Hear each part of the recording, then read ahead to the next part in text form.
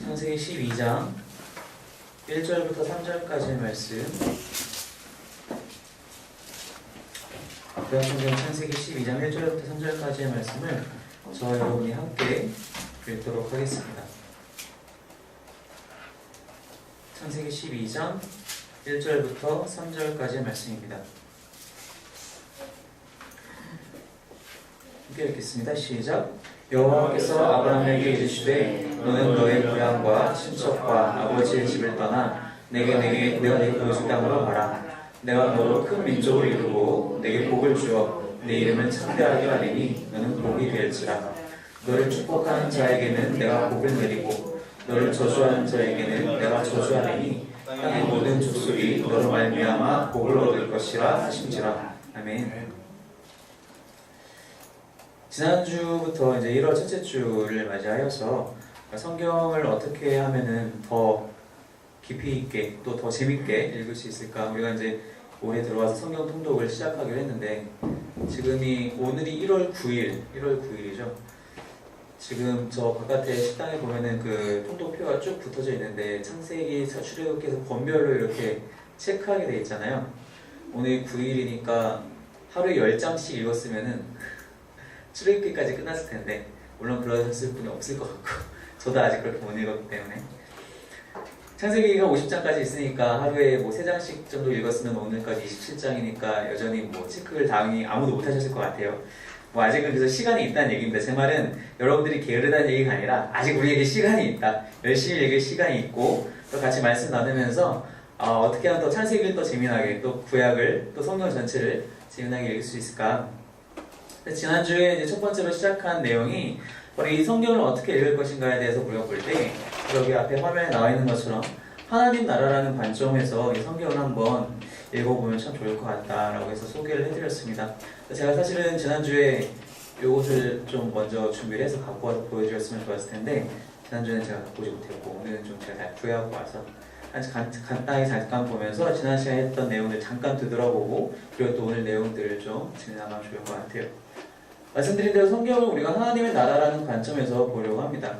하나님 나라는 하나님께서 처음 이제 이 성경에 보면 창세기 1장에서 천지를 창조하시면서 하나님 나라가 첫 번째로 등장을 해요. 그것이 성경의 내용들이 역사를 통해서 지나가면서 그것이 한 번은 무너지고 또 한 번 하나님께서 다시 채워주겠다 약속하시고 또 이렇게 새롭게 재건되어 가는 과정을 성경에서 이야기하고 있다는 것입니다. 결국엔 요한계시록까지 가다 보면은 결국 그 마지막 날의 시온성을 바라보는 그 소망을 그 사도 요한이 그걸 보면서 계시록을 이제 쓰게 되잖아요.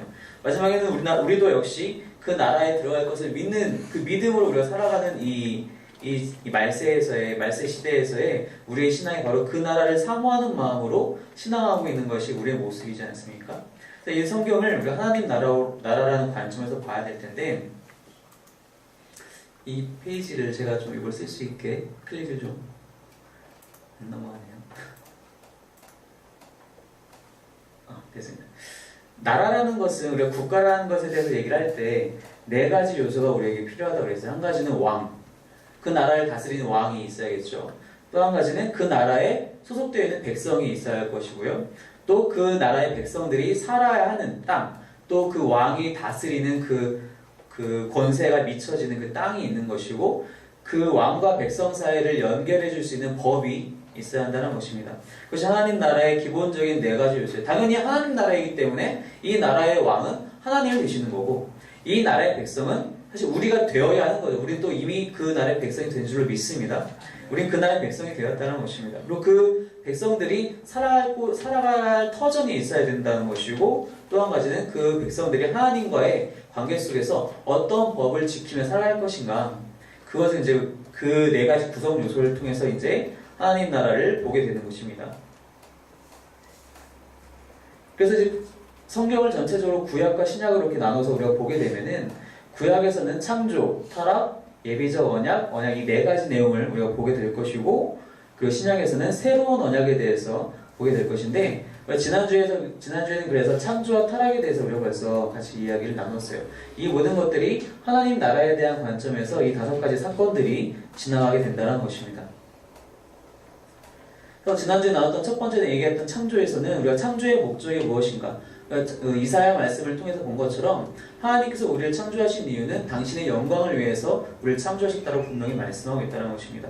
하나님의 영광을 위해서 이 사람들을, 인간을 창조하셨고 이 인간들이 살아갈 수 있는 터전을 만들어주시기 위해서 에덴 동산을 그리고 천지를 창조하셨다는 것입니다. 그 와중에 우리가 중요하게 봤었던 것은 바로 하나님이 창조하셨다는 것이죠. 하나님이 어떻게 이 천지를 창조하셨는지가 중요한 것이 아니라 바로 하나님이 이 천지를 창조하셨다는 것이 중요한 것입니다. 그렇기 때문에 하나님이 모든 것에 대한 주권을 가지고 계시다라는 것이고 그렇기 때문에 나의 하나님이시고 나의 주권자라고 하나님을 고백할 수 있다는 것입니다. 그것이 바로 하나님과 우리 인간 사이의 관계가 되어야 한다는 것이죠. 바로 그 하나님 나라의 원형으로서 에덴 동산이 창세기 1장부터 등장을 하게 되죠. 에덴 동산에서는 에덴 동산이라고 하나님 그 땅이 있게 되고요. 그 에덴 동산에서 하나님께서 사람들에게 살게끔 만들어 주셨잖아요. 즉 왕인 하나님이 계시고 그 나라를 살고 있는 아담과 하와가 있었고요. 그 아담과 하와가 지켜야 될 법이 한 가지가 있었죠. 바로 선악을 알게 하는 나무의 과실을 절대로 먹지 말아라. 그 과실이 너무 맛있어서도 아니고 너무 맛이 없어서도 아니고 그것 한 가지를 지표로 삼아서 너와 나는 하나님이고 너는 피조물이라는 것을 명확하게 구별할 줄 알아야 한다. 그 법이 바로 그들에게 주어졌다는 것입니다. 그것이 첫 번째 하나님 나라의 원형이었다는 것입니다. 하나님이 계시고 그 백성은 아담과 하와가 있었으며 땅에는 에덴이 있었고 그 선악과 금지라는 법이 있었죠. 근데 그것이 깨지게 되죠. 하와에게 뱀이 찾아와서 이거 한번 먹어봐. 이걸 먹는 순간 너도 하나님과 같이 될 것이다. 라는 그 유혹에 넘어가서 피조물이었던 인간이 나도 하나님이 되겠다. 나도 더 이상 구속받지 않고 어떠한 것도 구속받지 않는 자유로운 영혼이 되어보고 싶다. 라는 그 교만이 들어오게 되면서 그 교만이 불순종을 낳고 그 불순종이 죄가 되어서 타락이 되죠. 그래서 에덴 동산이 깨지게 됩니다. 그 죄가 들어오게 되었고 그 죄로 말미암아 인간들에게는 죽음이라는 그 과정을 거칠 수밖에 없는 사건이 발생하게 되죠.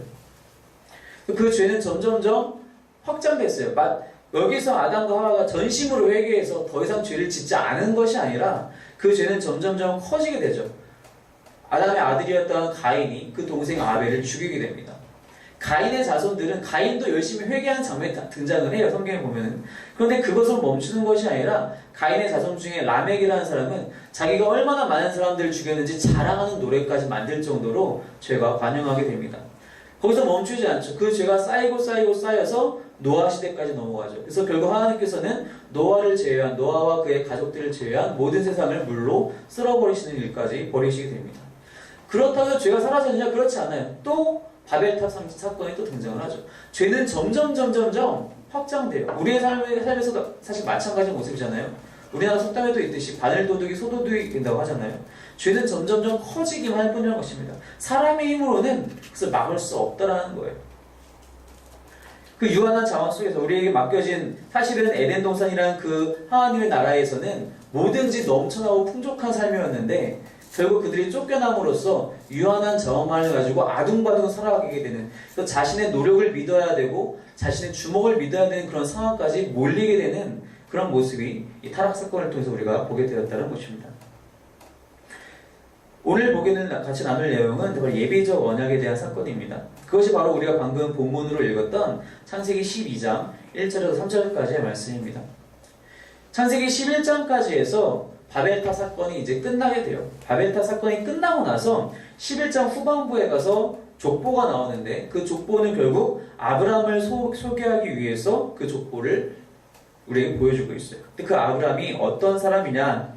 데라라는 사람의 아들이었고 그가 어떻게 지금 가족 구성이 되어 있으며 몇 살이었는지 현재 어디에 살고 있는지까지 이야기가 11장에서 끝나게 됩니다.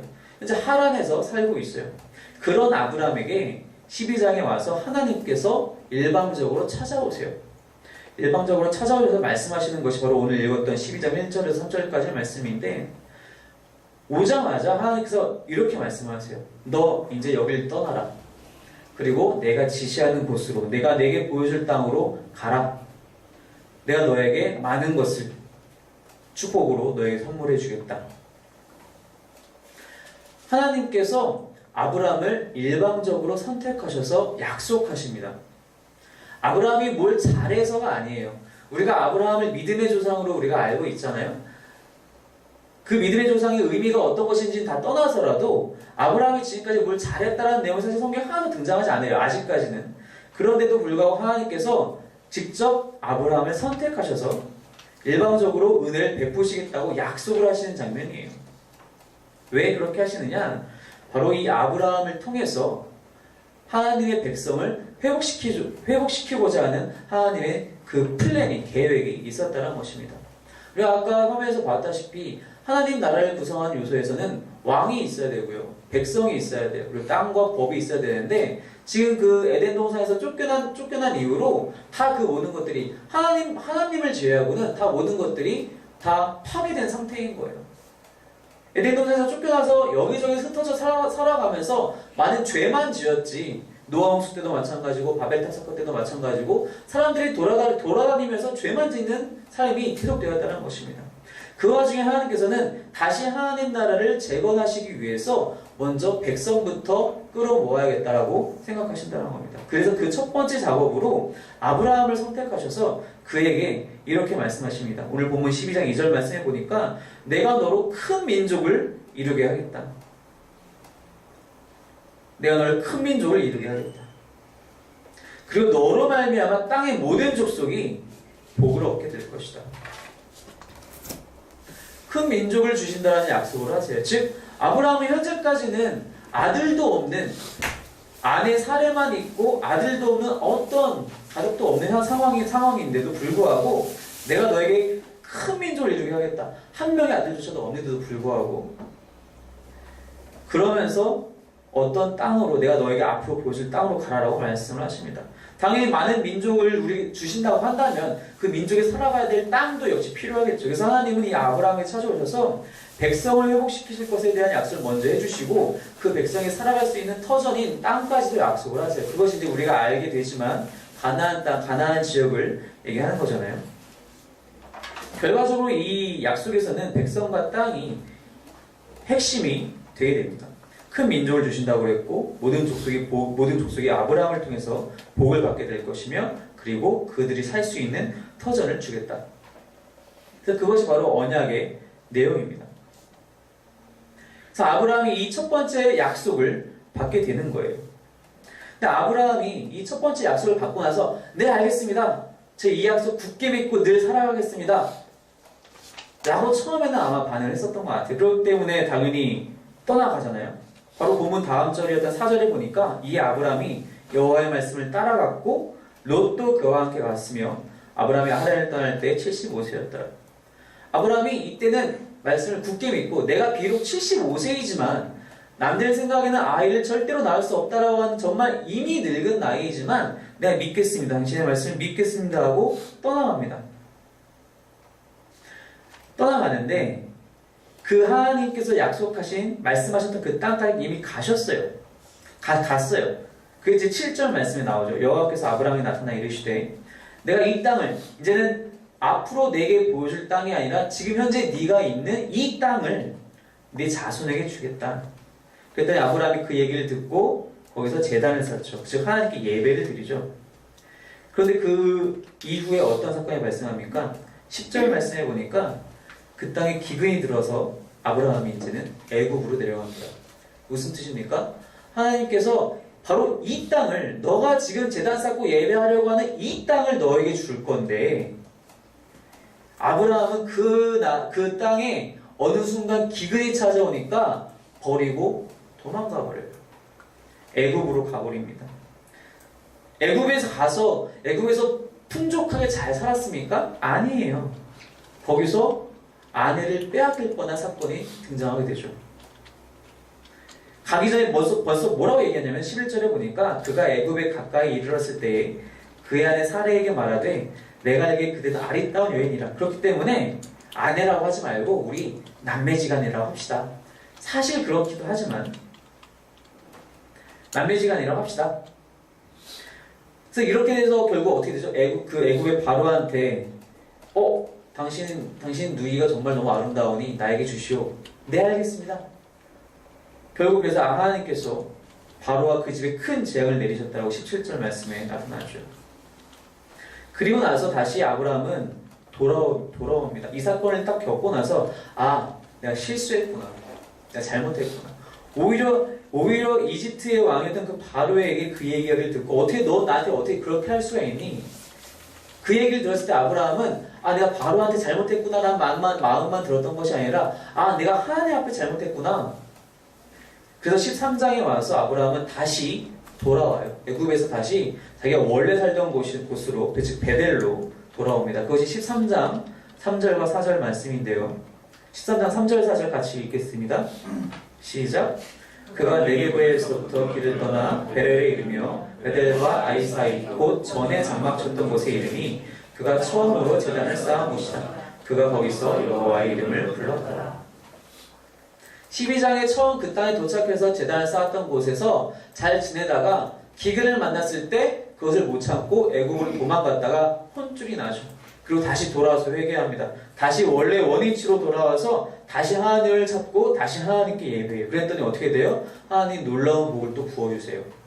성경에서 물질적인 복을 많은 믿음의 조상들에게 하나님께서 부어주세요. 그것은 그 물질적인 복 자체가 중요한 것이 아니라 그것으로 예표되는, 그것으로 표현되는, 대표되는 하나님의 함께 하심을 얘기하는 거예요. 아브라함이 많은 재산을 쌓은 게 중요한 게 아니라 아브라함이 하나님과 함께 있었다는 것을 그 후손들에게 이야기를 전해줄 때 한 가지 도구로 장착한 것에 불과하다는 것입니다. 그렇기 때문에 우리가 이 본문을 읽으면서 하나님과 같이 있으면 돈 많이 버는구나가 아니라 아브라함이 하나님과 같이 있어서 복을 받았구나. 하나님과 같이 있었다는 것에 우리가 중점을 둬야 된다는 거예요. 결국 그 베델 땅으로 다시 돌아왔을 때에 아브라함은 정말 하나님의 큰 복을 많이 받게 돼요. 그래서 결국 어느 정도까지 복을 받게 되냐면은 아브라함과 롯이 같이 살 수 없을 정도로 재산이 너무나 많아져서 이제 헤어질 때까지 오게 됩니다. 헤어질 때 어떻게 헤어지죠? 롯은 딱 보고 눈에 보니까 좋은 곳이 있어요. 소돔과 고모라 딱 보이잖아요. 글로 가버려요. 롯이 아브라함을 따라서 가나안까지 왔으면 아브라함이 롯에게 이거는 비밀인데 하면서 이거는 비밀이라고 안 가르쳐줬을 리가 없어요. 하나님께서 나에게 이곳을 보내셨다. 내가 여기 온 이유는 그냥 온 것이 아니라 하나님이 날 보내신 것이다. 분명히 얘기했을 거예요. 근데 롯은 그거 다 필요 없는 거예요. 하나님 말씀, 하나님 약속 다 필요 없는 거예요. 내 눈에 중요한 것, 저기는 정말 잘 사는 동네 같아. 소돔과 고모라로 도망가 버리죠. 그리고 어떻게 됩니까? 그곳은 나중에 불바다가 되죠. 아브라함은 그렇지 않아요. 하나님께서 약속하신 땅을 그대로 이번에는 잘 지키고 있어요. 왜냐? 하나님께서 아브라함에게 약속을 주셨기 때문입니다. 그 약속이 그래서 13장에 한 번 더 반복이 돼요. 롯이 떠났을 때 사실 아브라함은 좀 허전했을 거예요. 롯은 자신의 조카이기도 하지만 자신의 양자이기도 해요. 자신이 지금 아이가 없었기 때문에 자신의 형제, 죽은 자신의 형제인 나홀이 하란이 난 그 롯을 데리고 왔거든요. 같이 데리고 온 거였거든요. 근데 롯이 그렇게 떠나버리니까 한편으로 허전하죠. 그때 하나님이 찾아와서 13장에 뭐라고 말씀하시냐면은 13장 14절부터 말씀인데요. 13장 14절부터 17절까지 말씀 함께 읽겠습니다. 13장 14절부터 17절까지 말씀입니다. 시작. 롯이 아브람을 떠난 후에 여호와께서 아브람에게 이르시되 너는 눈을 들어 너 있는 곳에서 북쪽과 남쪽 그리고 동쪽과 서쪽을 바라보라. 보이는 땅을 내가 너와 네 자손에게 주리니 영원히 이르리라. 내가 네 자손이 땅의 티끌 같게 하리니 사람이 땅의 티끌을 능히 셀 수 있을진데 네 자손도 세리라. 너는 일어나 그 땅을 종과 횡으로 두루 다녀보라. 내가 그것을 내게 주리라. 한 번 더 하나님께서 아브라함에게 나타나셔서 말씀하시기를 너 있는 곳에서 눈으로 보이는 모든 땅은 너와 네 자손이 다 누리게 될 그 땅이 될 것이다. 그 말은 아브라함 혼자 이 모든 큰 땅을 독식하겠다는 뜻이 아니라 아브라함에게 자손을 엄청나게 많이 주시겠다는 또 한 번의 약속인 거예요. 하나님이 또 일방적으로 또 이렇게 약속을 또 주시죠.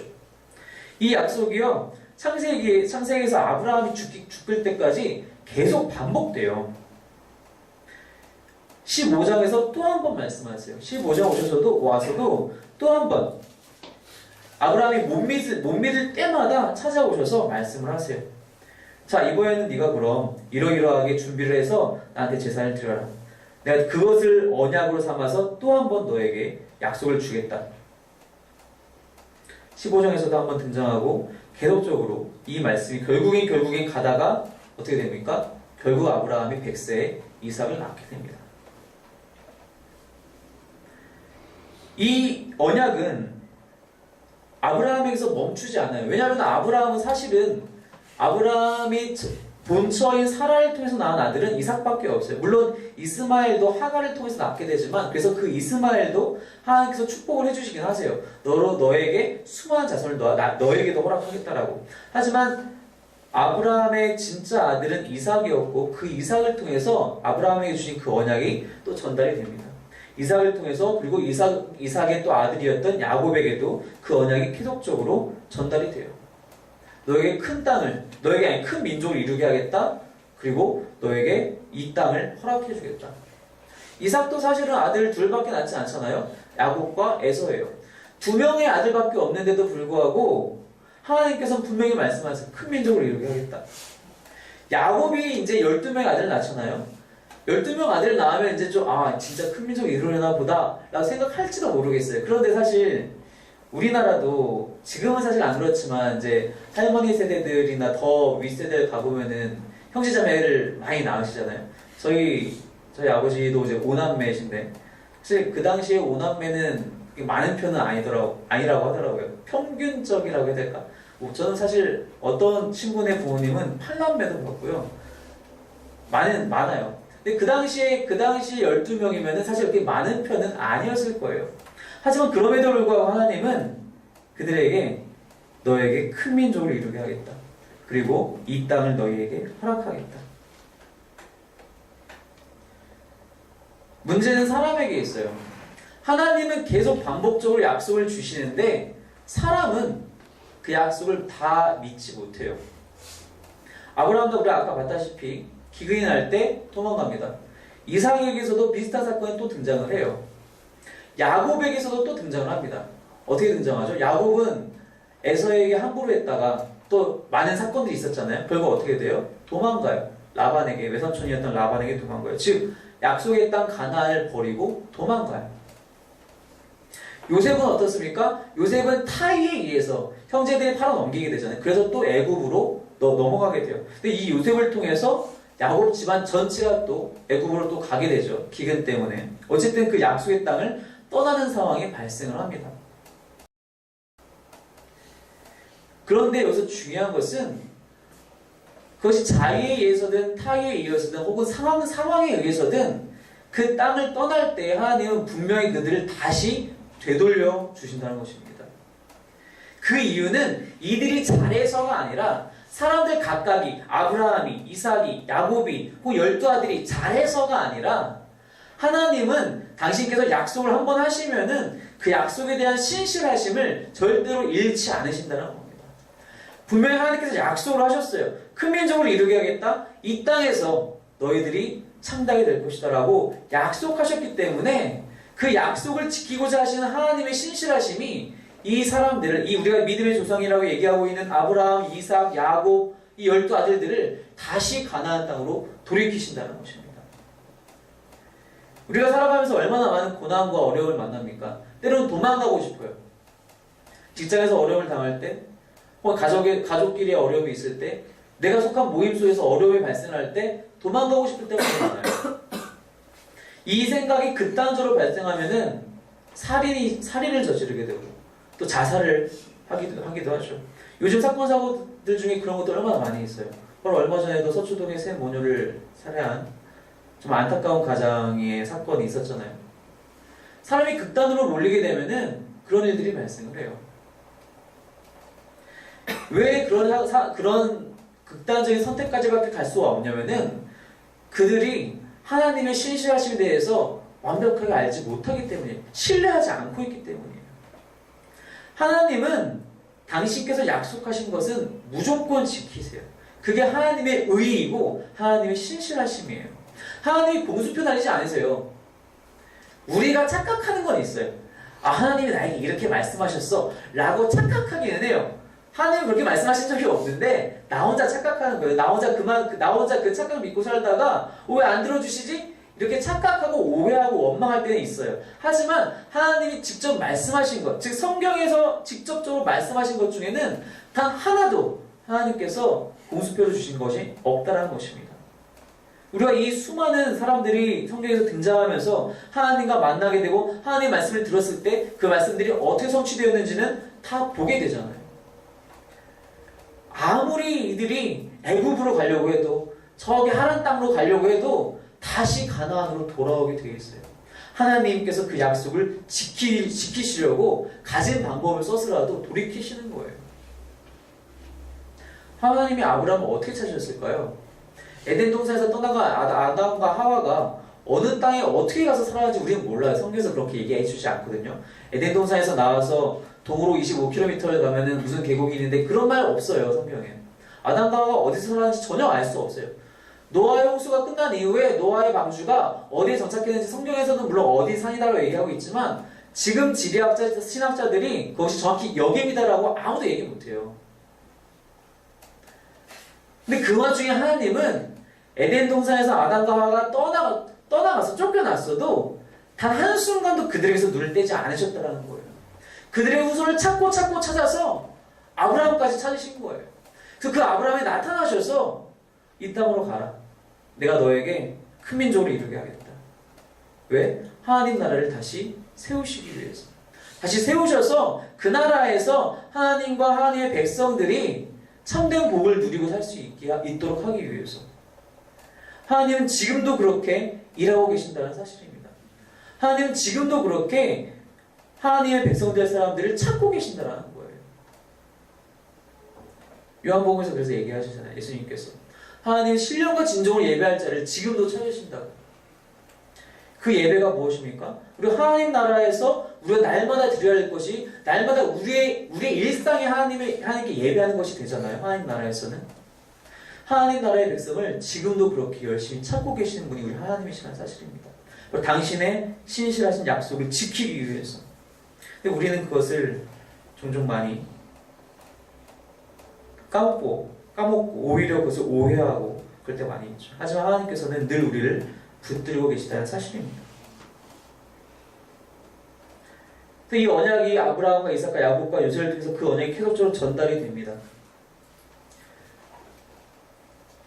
결국에 그래서 하나님께서는 이제 하나님 나라를 만드시기 위해서 이 백성을 회복시키는 장면이 되는 거예요. 이제 이들이 어디로 이제 아까 말씀드린 대로 야곱의 이제 노년 때에 요셉을 통해서 애굽으로 다 이주하게 되죠. 그래서 70명의 가족들이 다 이주를 하게 됩니다. 그곳에서 전 세계는 다 기근인데 그들은 구원을 받죠. 그리고 나서 다시 이제 출애굽을 하게 될 때에는 수백만 명이 이제 나오게 되죠. 바로 그렇게 해서 하나님께서는 당신의 백성을 완벽하게 회복시키신다는 겁니다. 그 백성이 이제 어디로 갑니까? 가나안을 향하게 되죠. 그 와중에 하나님께서는 그 광야 기간을 40년을 또 지나게 하세요. 그 40년을 지나게 하시면서 하나님께서 모세를 통해서 언약을 주십니다. 그것이 바로 네 번째, 아까 그 처음 그리고 나왔었던 네 번째가 되는데,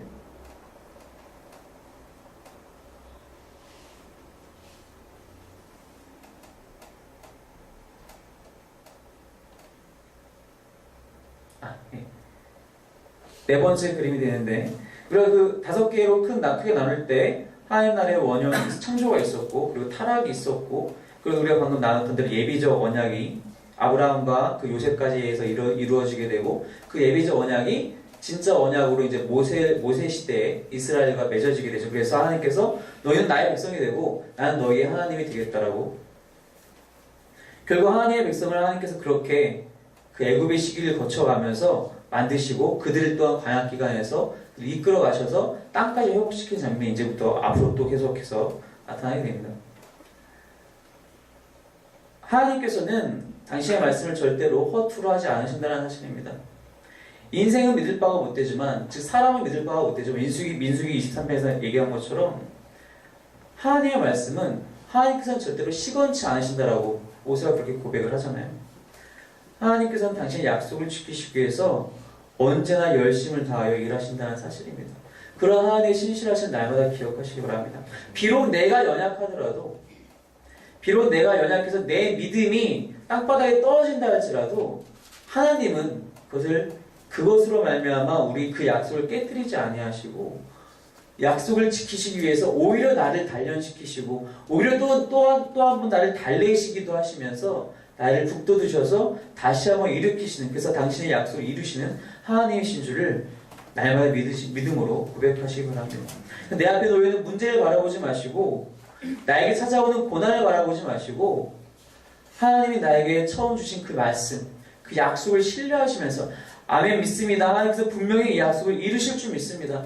결국엔 내가 하나님 나라의 백성으로서 날마다 기쁨 가운데 예배하면서 늘 주님의 신실하심을 찬양하게 될 줄로 믿습니다. 나의 부족한 믿음을 용서하시고 나에게 이 믿음을 날마다 새롭게 해주시옵소서라고 고백하게 되시는 저 여러분이 되시기를 주님의 이름으로 간절히 축원합니다. 함께 찬양하면서 주님께 나가길 원합니다. 이렇게 찬양하면서 또 하나님의 은혜에 기억하면서